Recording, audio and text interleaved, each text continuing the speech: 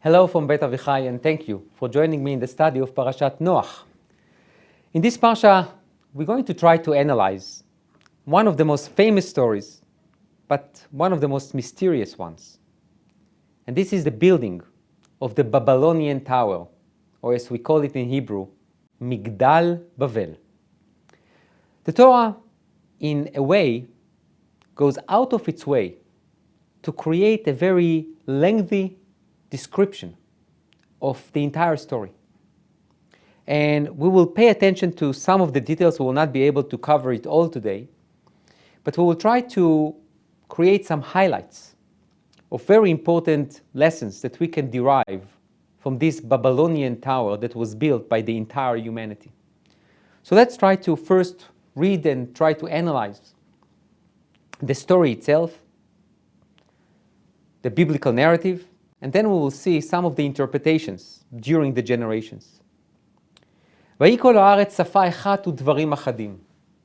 the Torah's opening statement for the story is that the land was with one language, that we obviously don't know what language are we talking about. So we might assume the language that God created the world. And few things. You can understand from the ambiguity of the sentence is that the Torah tried to hide a few things and to allow us, in a way, and beginning with our sages, to try to insert and to understand what's going on, what kind of few things that we are talking about. And then they traveled from the east. Who exactly traveled from the east, we don't know. And they found a little valley in the land of Shinar. We don't know where it is yet. And they settled there.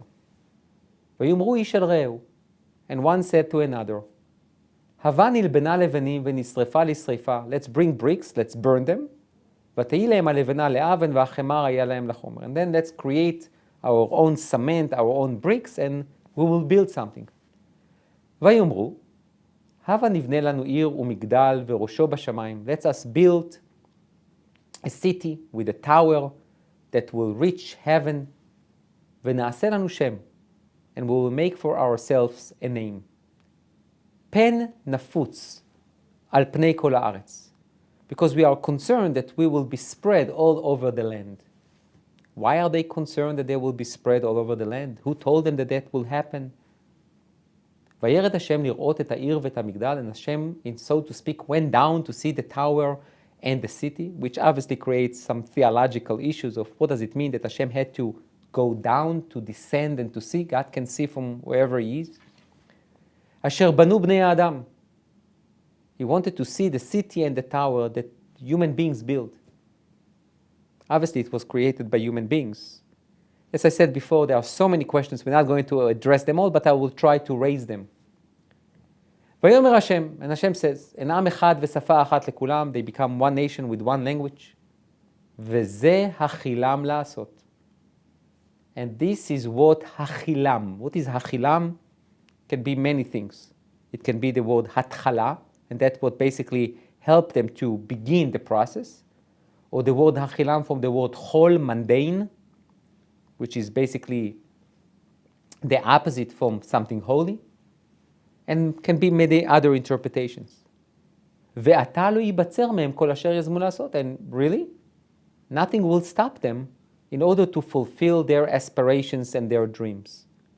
So, הבה נרדה ונבלה שם שפתם, so let's go down, and let's go and confuse their language, אשר לא ישמעו איש שפת רעהו, so they will not be able to understand each other, and obviously they will not be able to build a city together. Because the opening statement of that story was that they had one language. So now if they don't have one language, so they cannot understand each other, and they will not be able to build this tower. Now before we continue on, there is an obvious question of what exactly was the problem? They wanted to build a city and a tower that will reach the heaven? Okay, wonderful. That's called evolution, and that's called progress, and they built a wonderful city. So what can be so wrong with what they did that really, quote-unquote, bothered God so much? And also you see that basically God's punishment is that to confuse their languages. He didn't punish them like the generation of the flood, that he destroyed them. What did he do?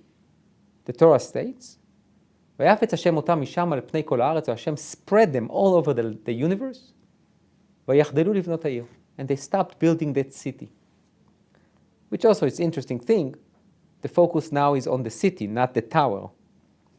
על כן קרא שמה בבל, therefore he called that place, meaning Eretz Shinar, the land of Shinar, he called it Bavel, Babylonia.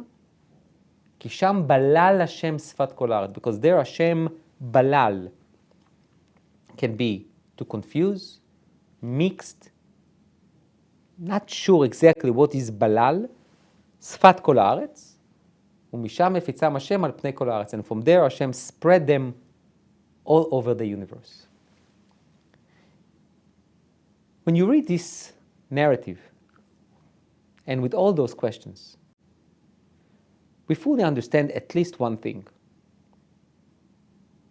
There is a lesson to learn. At least one, and probably many lessons to learn from this story. This story comes also as the second part of Parashat Noach. After the generation of the flood, which with the generation of the flood, it was very clear what was wrong with them. They were corrupt, immoral, unethical, didn't believe in God.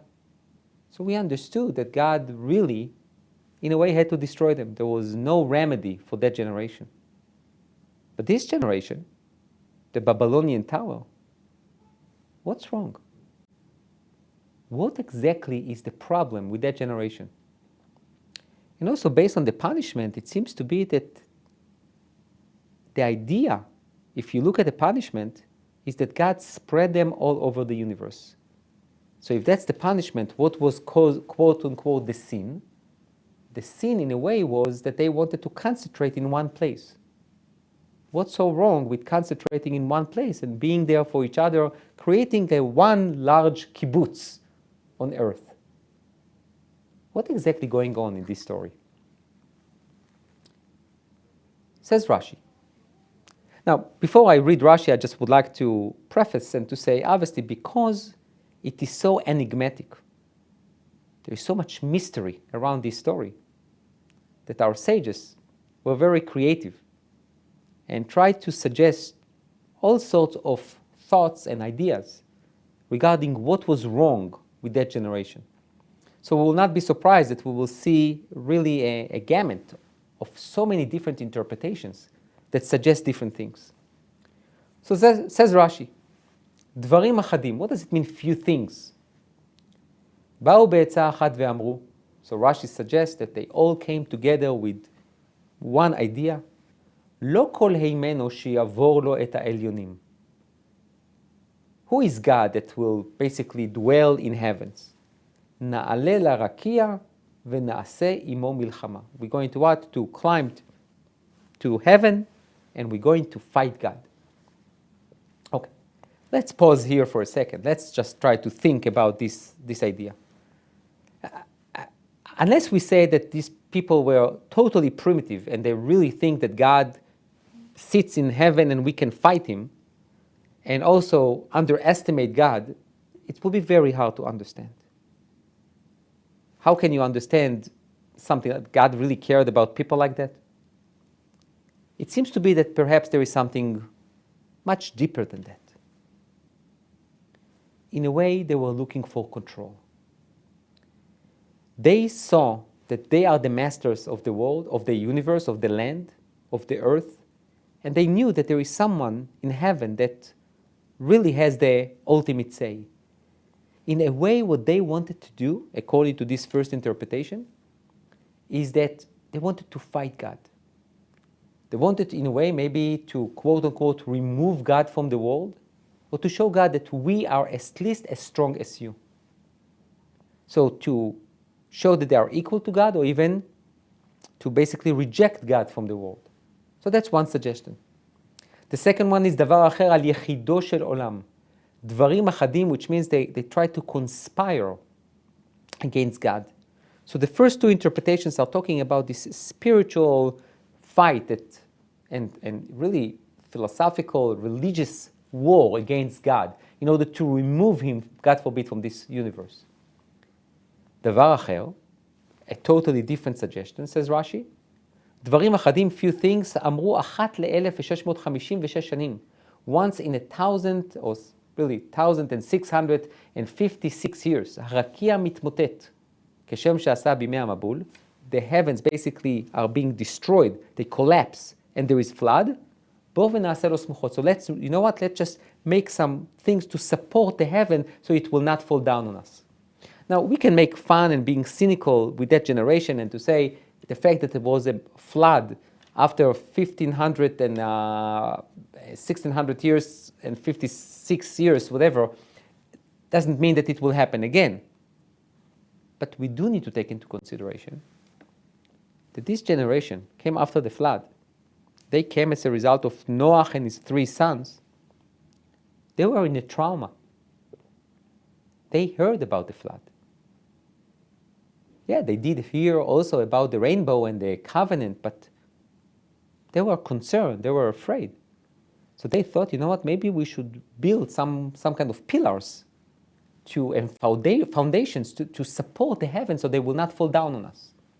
So it's between fear, personal fear, and fear from God and the idea, the psychological idea of trying to overcome God so we will be the one to determine what will be here, and also to protect ourselves.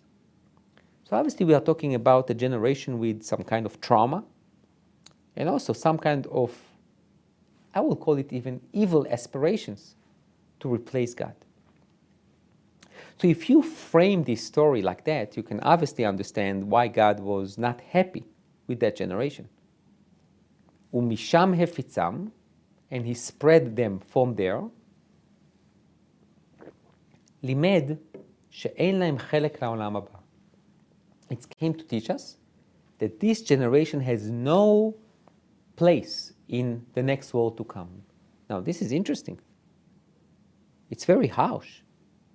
The punishment is not only just to spread them all over the earth, it's to basically prevent them from having the ability to be part of עולם הבא, of the next world to come. And therefore, Rashi continues, וכי איזו קשה של דור המבול או של דור הפלגה? What is a harsher sin? What is a more challenging sin, more difficult sin? The generation of the flood or the generation of the Babylonian tower? Says Rashi, אלו לא פשטו יד בעיקר, ואלו פשטו יד בעיקר כביכול להילחם בו. He says, this generation, the flood, the generation of the flood, they really didn't go against God, so to speak. They just didn't care. They did what they wanted. They did what they want. They were corrupt. They stole. They took things that do not belong to them. They raped. They're terrible people. But they didn't do it against God. They just didn't care. This Babylonian tower generation, oh, they did care about God.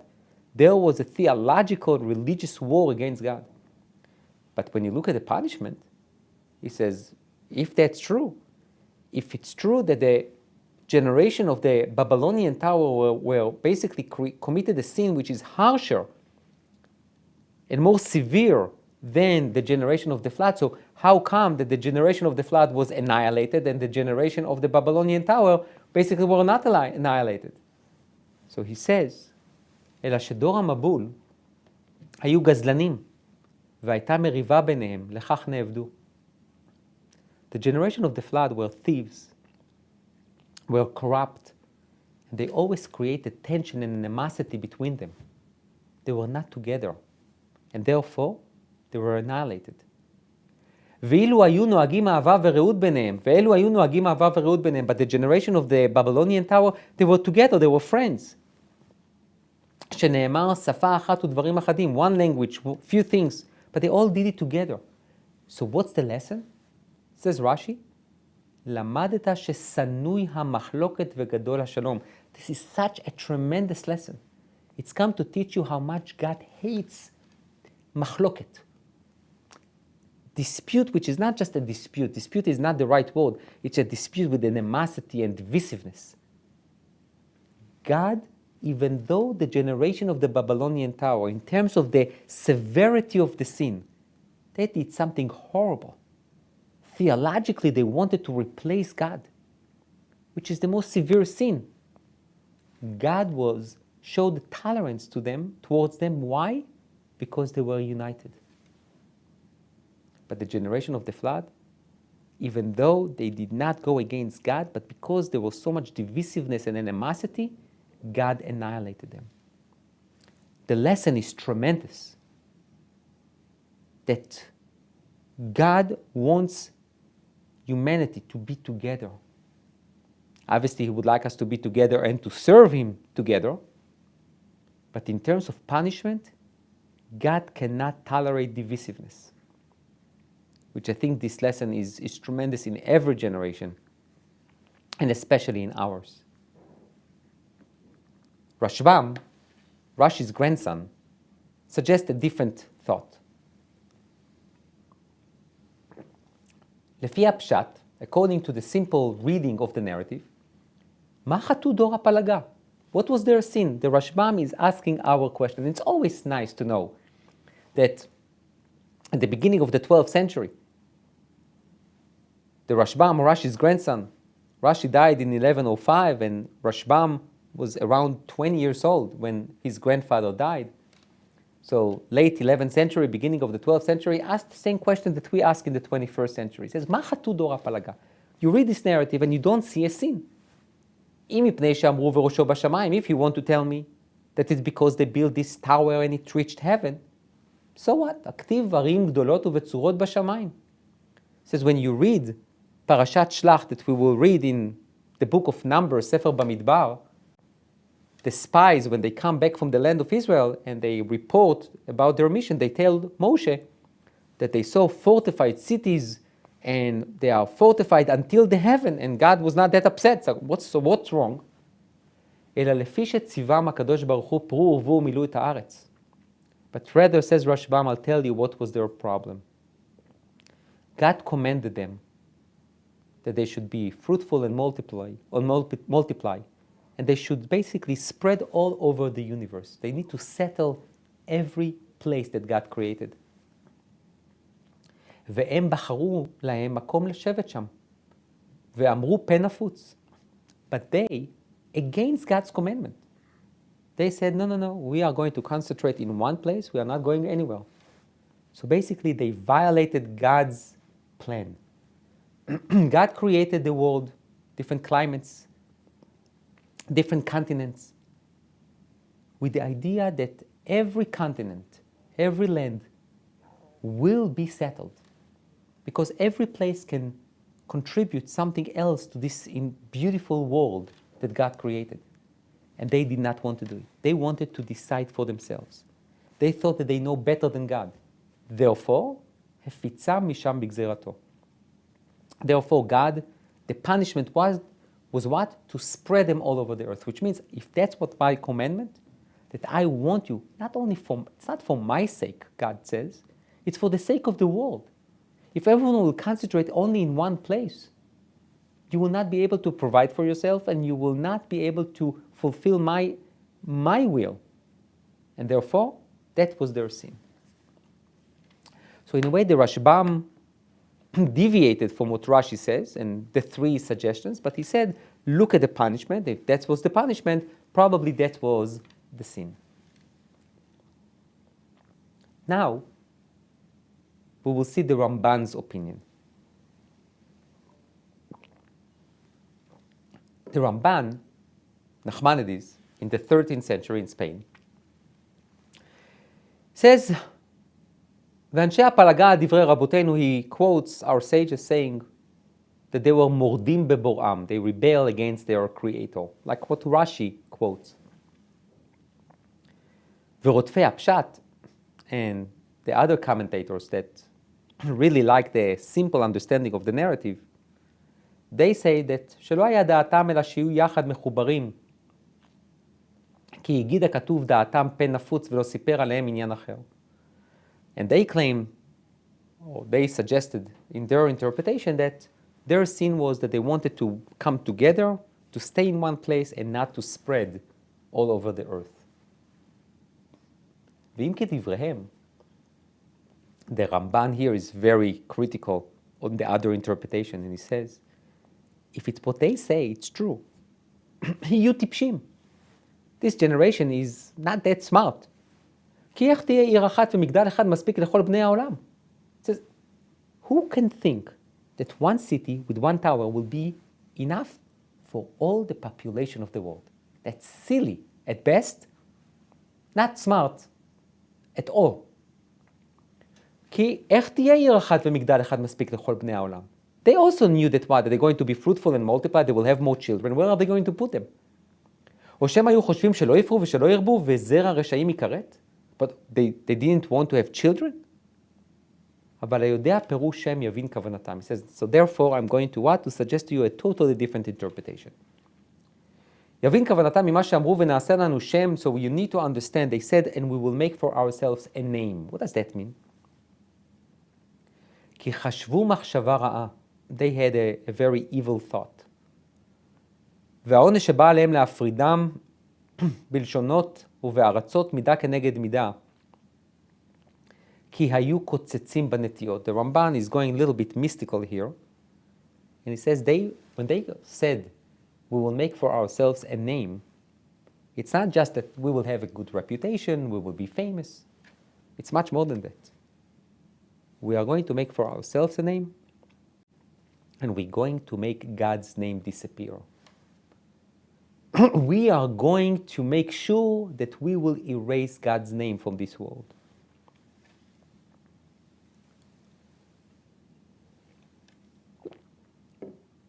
The Ramban, in a way, also takes this path of understanding that we are talking about a theological, religious issue here, but he is probably taking it to the extreme. He basically says, "Hine chet'am domeh lechet avihem." Their sin is very similar to their father, which was Adam and Chava, Adam and Eve. That in a way, Adam wanted to eat from that tree, v'yitem ke'elohim yodei tov v'ra. That you will be like God, you will replace God. And Shema b'shvil zeh darshu, and he says, maybe that's what our sages said. Asher banu bnei Adam, that when God went down to see the city and the tower, he says, the city and the tower that human beings built, and the Gemara says, the Talmud says, Amar Rabbi Brachya ma bnei Chamariah, bnei Gamalia, what, the children of donkeys, the children of camels? Obviously, those are the bnei Adam, those are the human beings. Ela banoi de Adam kadma'a. Bnei Adam doesn't mean human beings only, but bnei, the children of Adam, which means the similarity between what? The chet, the sin that Adam and Chava did, and basically performed, and the same thing that they did. והסתכל כי בכל עניין המבול הזכיר אלוהים, ובכל עניין הפלגה הזכיר השם המיוחד. It says, when you look at the names of God that are mentioned, with the generation of the flood, it says Elokim. That's the attribute of judgment, which is the nature. But when it comes to the generation of the Babylonian tower, there it says Yud Kei Vav Kei, the name of God, which is the attribute of mercy and compassion, and God who provides providence. Ki hamabul ba'avur ashchatat haaretz, because it says the flood came because those people basically corrupted the earth. Hapalaga, but the Babylonian tower, ba'avur shekitzetzu banetiot. Their punishment was because they really wanted to uproot the name of God. V'inam hanushim b'shmo hagadol. And this is why they were punished with the name of God, not the attribute of judgment, but rather Yud Kei Vav Kei, which is the name of God that we cannot pronounce, but it basically represents God as someone who provides providence, gives punishment and reward, the God who really leads this universe. And that's what the Ramban suggested. So until now, we saw different variations of different interpretations and commentary to this enigmatic story. From somewhat little primitive to create pillars and foundations to heaven, but it came as a psychological trauma, or rebelling against God, having a war against him, or according to the Ramban, to really uproot God's name from the world so God's name will not be remembered in this world. By the way, as a side note, if you want to see the Rambam, Maimonides, in the laws of Avodah Zarah, in the laws of idol worshipping, he talks also about the idea that until Avraham comes along, God's name was almost in non-existence in the world. People didn't know that God created the world. Only individuals. And Rashbam suggested something else. Rashbam suggested that these people really wanted to go against God's will, against God's plan of populating the universe and making sure that every place is settled in order to bring all the good things that you can bring from every continent, from every place, in order to better the universe. And they didn't want to do it, and that's why they were punished. So it's not a religious sin. It's obviously violating God's commandment, but it's not to uproot God's name. So now, we will see a totally different angle to that story from Rabbi Shimshon Raphael Hirsch, 19th century in Germany. ובכן, הציבור התאסף בבקעה. The congregation, all the nations, came and gathered in this valley. שם ביקשו ליצור יש מאין בכוח אדם ובעוצם ידו. There they tried to create something from nothing to show their power, their strength as human beings. שם ראו מרב כוחו של ציבור. They saw how strong a community can be. יש לאל ידו להשתלט על הטבע אם יפעיל את כל הכוחות הגנוזים בו. If all the people will come together, they can control nature. They can be really the rulers of this universe. ושם החליטו ליצור יצירה לדורות. And there they decided to create something for eternity, for generations to come. תהיה זו מזכרת עולם לכוחו של ציבור וחשיבותו על פני היחיד. You can already sense from Rabbi Shimshon Raphael Hirsch, the idea is the tzibur, the public versus the individual. Meaning at that place where they came together as public, as a congregation, they wanted to create a monument for generations to come to show the power of the tzibur, of the people, versus the individual. הנה הקדוש ברוך הוא השתית את עולמו על הציבור. It says, the idea of tzibur, of public, of a nation, is obviously very important, and it's essential even to us, to Judaism.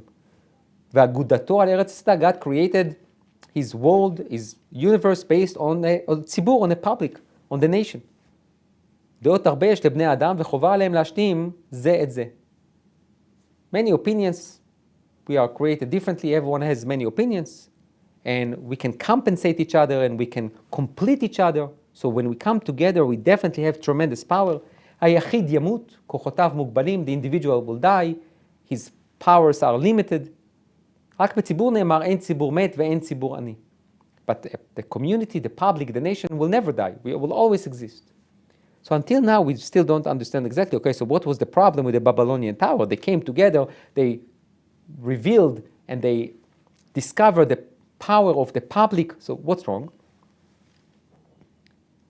It says, אכן הציבור הוא השלמה ליחיד. It says, it's true. The public can definitely help the individual, can complement him. And when you bring many individuals together and you create a nation, you basically harvest all this potential of everyone and you bring it together. במה דברים אמורים? אם מעמד הציבור כלפי השם איננו שונה ממעמד היחיד, אם גם רצון הציבור משועבד להשם, that's only when the will of the nation, of the public, is also submitting himself, they submit themselves to השם. אם כוחותיו המשותפים הם קודש לעבודת השם, ובכך הוא רואה את תפקידו היחידי. If they see that everything that they do is really to serve God. אולם, כאן תמונה הסכנה. Here is where the problem is. בסופו של דבר, היחיד יזכור בעצמו את מגבילותיו, לא כן הציבור. It says, if you look, the individual versus the public, the individual can be as smart as he can, as talented as he or she can. But at the end of the day, every individual understands that he can't do everything. It's not the same when it comes to the nation or to the public. Sometimes a public or creating a nation or a group, they think they have unlimited power. They have unlimited abilities. And הציבור הוא חזק באמת. Because when you are a nation and you are many, many individuals that comes together and there is something that cements you all together, בנקל יציג את עצמו כמטרה העליונה. כאילו אין ערך ליחיד אלא בציבור. This group that becomes very strong and very powerful can basically concentrate only on themselves as they're a goal by itself. Like there is no value to any individual. Your only value as an individual is what? Is if you are part of the public. Now you can understand that 19th century, we are talking already about ideas of some nations that basically suggested that it's not about the individual. It's only about the nation, the public, the group that lead. And every individual has no significance unless he's part of this group. כאילו תפקיד הציבור איננו להשלים את היחיד, אלא היחיד בטל בציבור. Basically, sometimes, and this is the danger that you can have with a very strong public or nation, is that the individual loses his or her identity. And their only identity is being part of that group. אם ציבור אומר, if the public says, נפעיל את הכוחות הגנוזים בציבור, let's us basically activate all the power that we have, נתאחד כדי להציג את עצמנו, we were just going to want to gather together in order to represent ourselves. אם אין הציבור קורא בשם השם, אלא אומר נעשה לנו שם. If this group says, let's make for ourselves a name, not let's call in the name of God, unlike Abraham, who was always calling in the name of God, but they said, we will going to call ourselves with a name. היחיד נדרש להיות עבד לציבור ולא לעבוד את השם. Then the individual is being requested and required to serve the public, not to serve God. אם הציבור מציג את עצמו כמטרה ולא כאמצעי בלבד, if this big group represent themselves as the main goal, and it's the only goal, and the only purpose in life, and not just as a tool to serve God, take a look at what he says already in the 19th century. כי אז יאבד כל עתידה המוסרי של האנושות. The entirety of any moral or ethical possibility for humanity will be destroyed. אז יתקיימו הדברים שנאמרו כאן כמעט בנבואה. There's almost like a prophecy that being said here, which is, האדם מגלה את כוחו, you discover your power, הוא גאה באמצעים המלאכותיים שברשותו, you are very proud of all your scientific advances and all your creativity, כסבור הוא שהציבור פטור מעבודת השם ומשמירת חוקי המוסר. And then you think, I'm a master to myself, I don't need to obey anyone else, I'm self-sufficient. הקדמונים היו זקוקים לאבנים, אנו נבנה גם בעין אבנים. The Babylonian Tower method and policy was, they took the bricks, they destroyed the bricks, and they recreated bricks for themselves in order to show that they can create something from nothing. Basically, they said, we don't need God. אז נוצר העליל של מטרות נבובות שאינן מביאות ברכה. They became so intoxicated with their own power that they were blind to God's existence. And not only to God's existence. היחיד חייב למסור להם את נפשו והציבור את שמירת המוסר. Meaning they became a group. It's almost like the Animal Farm. It's a very famous book. You have the pig that basically makes all the animals to rebel against human being, and then he himself, the pig, become the one that everyone needs to submit themselves to him. Meaning the idea of this incredible story of the Animal Farm, which obviously has some attributes to communism, it's talking about, in a way, the same thing that Rabbi Shimshon Raphael Hirsch talks about. Sometimes when you create a group and it can begin with something good, with something moral, with something that it's really altruistic, to build a city for all of us will get together, we will build something together. It's beautiful, but what's the purpose? The purpose is only to glorify myself and the tzibur, and then there is a group from among the group that think that that everything belongs to them, and then in a way everyone needs to submit themselves to them and to lose their identity. He says, הציבור אומר ונשרפה לשריפה, let's burn those bricks, הכל יקשר לשריפה, הכל יבד וילך לטמיון, ובלבד שנקים בניין לציבור לתהילה, לשם ולתפארת. Basically, this group of the Babylonian Tower, and this is the accusation that Rabbi Shimshon Raphael Hirsch basically says. He says they created this building, this city. That was the purpose. If individuals died, who cares? The only purpose is to build this city and tower. אולם רעה חולה היא אם סבור הציבור שמטרותיו הן למעלה משיקולי המוסר. If this group start thinking about themselves that they are much more elevated than any moral or ethical code, that's the beginning of the destruction of humanity. ההיפוך הוא אמת. Exactly the opposite should be the truth. אין להצדיק את היחיד שעבר על חוקי מוסר. You cannot justify an individual that violate the laws of ethics and morals, but you can try to find some זכות, some merit for him. אך ציבור לעולם לא יגיע לידי כך. A tzibur, a public, a nation should never reach that level.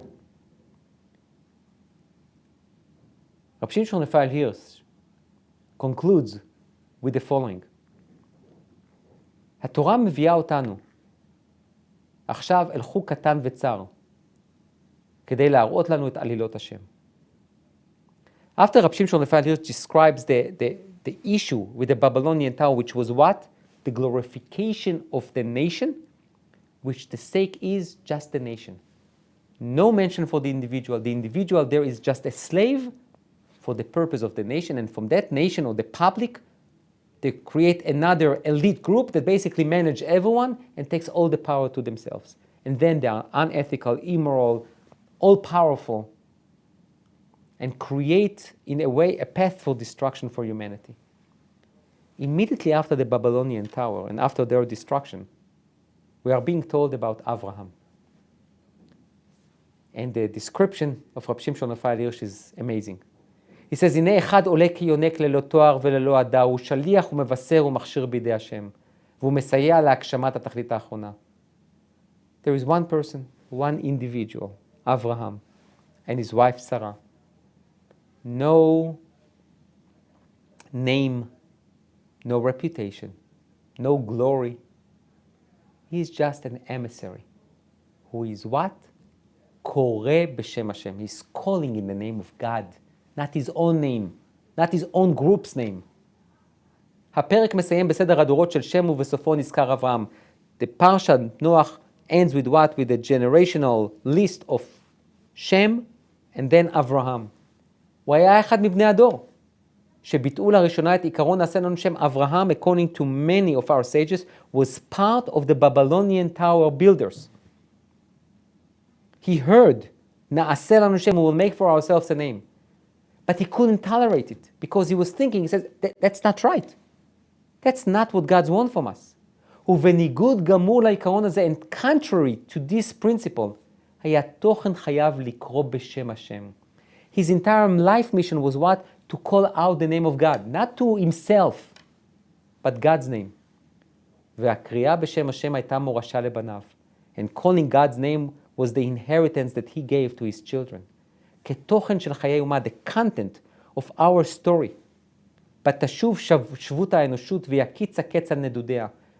Calling in the God's name will bring humanity together. ואברהם מאיר לה את הדרך. And Avraham is the luminary who basically ignite that fire where everyone, the entire humanity can follow. הוא המעורר והמזהיר, he is the one to awaken humanity. לבל ישתכח מן האנושות האידיאל הזה. So that we will never forget this ideal of לקרוא בשם השם, to call God's name. רב שמשון רפאל הירש, in the 19th century, suggests something brilliant that obviously very much connected to what's going on in the 19th century in the world. He's talking about the concern as nationalities grew, the idea of nationalities, that nation and country are very important, but they are not the purpose for themselves. If you have a nation and if you have a group that basically submit the individual only for that purpose, it's wrong. It will be immoral, unethical.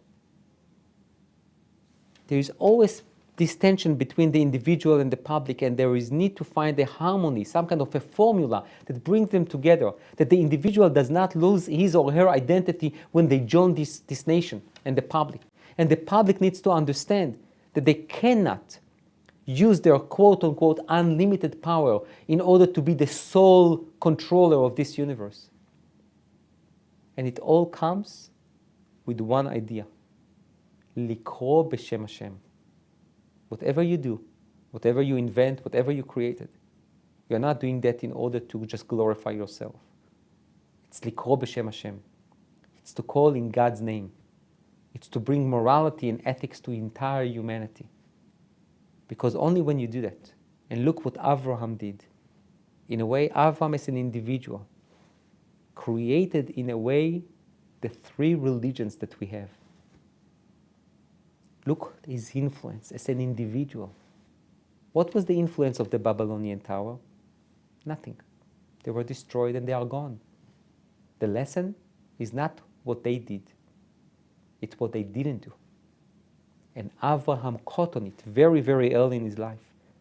We will talk more about Avraham, obviously, in the next Parashat. But what Rabbi Shimshon Raphael here said, which is so relevant to us, the individual, the public, how do you create some kind of a harmony between them? How do you harvest the potential of the individual, connect him to the group, at the same time try to limit the group not to overuse and not to abuse their power, and to create this harmony that will be beneficial for the individual and for the public themselves together?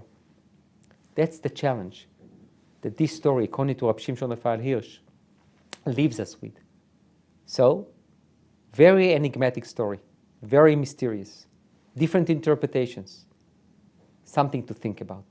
Thank you.